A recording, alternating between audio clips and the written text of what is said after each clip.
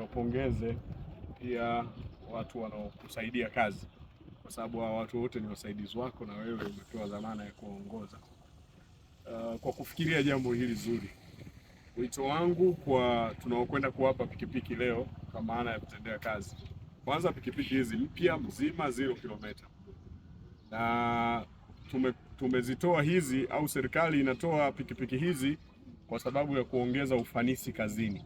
Sasa kuna wale ambao hawajui kuendesha pikipiki, ndio muda wa kwenda kwanza kujifunza kabla hujakaa barabarani. Hilo ni jambo muhimu sana. Na kuna wengine wanasema mimi mdada siwezi kuendesha, basi ndio linaenda kwa bebi wake. Sasa utunzaji ni kitu muhimu sana. Hii hatujamkabidhi mwenza wako, tumekukabidhi wewe, na likitokea tatizo tutakuwajibisha wewe na sio mwenza wako. Lakini mbili, hatutaki kusikia kwamba kuna watu sikuwafikia kule ambako, tuchukulie mfano kama Kayenze anasema mimi sijawafikia watu wangu utendaji wa kata. Sasa kama tumeshakupatia chombo, kwa nini usiwafikie watu wako? Afisa maendeleo, kama tumeshakupatia chombo, kwa nini usiwafikie wananchi wa eneo hilo? Hii itakwenda kurahisisha kazi, na tunaamini kwa sababu mwaka huu tumeongezewa kwenye budget 2 bilioni kutoka 14 mpaka 16 bilioni, tutahakikisha bilioni 2 tunazipata. Kwanza naanza na shukrani. Tunashukuru mkurugenzi mtendaji kwa kutupatia vyombo vya usafiri ambazo ni pikipiki, zitatusaidia kwa ajili ya kufuatilia marejesho na shughuli zote za utendaji katika ngazi ile ya kata ya Kayenze.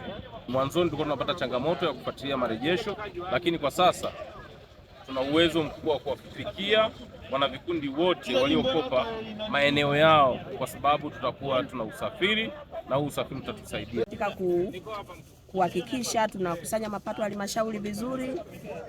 Kama kuna issue yoyote labda mgogoro nini, itatusaidia sana, kwa sababu kiufupi usafiri kwa inatusumbua sana.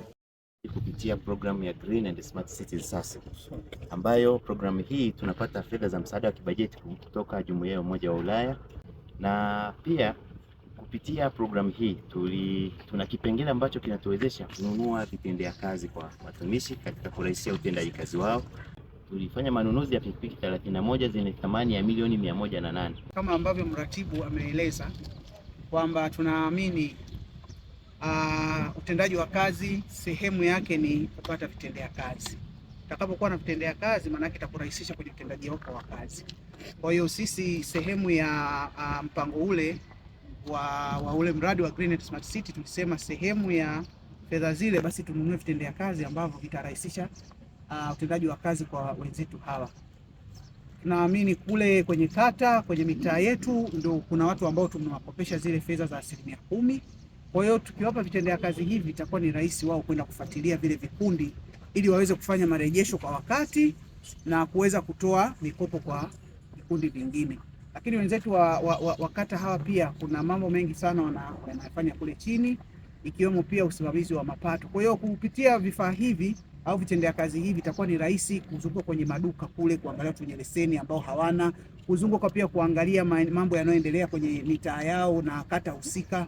Kwa hiyo itakuwa ni rahisi pia utoaji wa taarifa kwa haraka kwa upande wetu sisi huku HQ kwa ajili ya kuchukua hatua za haraka. Kwa hiyo mimi niseme tu kwamba hivi vitendea kazi tunavyowapa tunaomba wakavitumie kwa mantiki ya kutekeleza wajibu wao na si vinginevyo. Wasiende kufanyia bodaboda wasiende kufanya na mambo mengine ambayo hayaendani na rasilimali hii. Kwa hiyo tunaomba wakatumie kweli kufanya shughuli za kiserikali, na naomba vitendea kazi hivi vikalete tija ile ambayo kimekusudiwa. Kwa hiyo kama viongozi wetu walivyotueleza, wametueleza kwamba tuhakikishe tunavitunza vyombo hivi ili viweze kuwa endelevu, vitusaidie kwa miaka mingi ili tusiweze kupata changamoto nyingine ya usafiri. Genzi tunamwaahidi mapato yatainuka, yatakuwa juu kulingana na usafiri tuliopata, utatusaidia sana.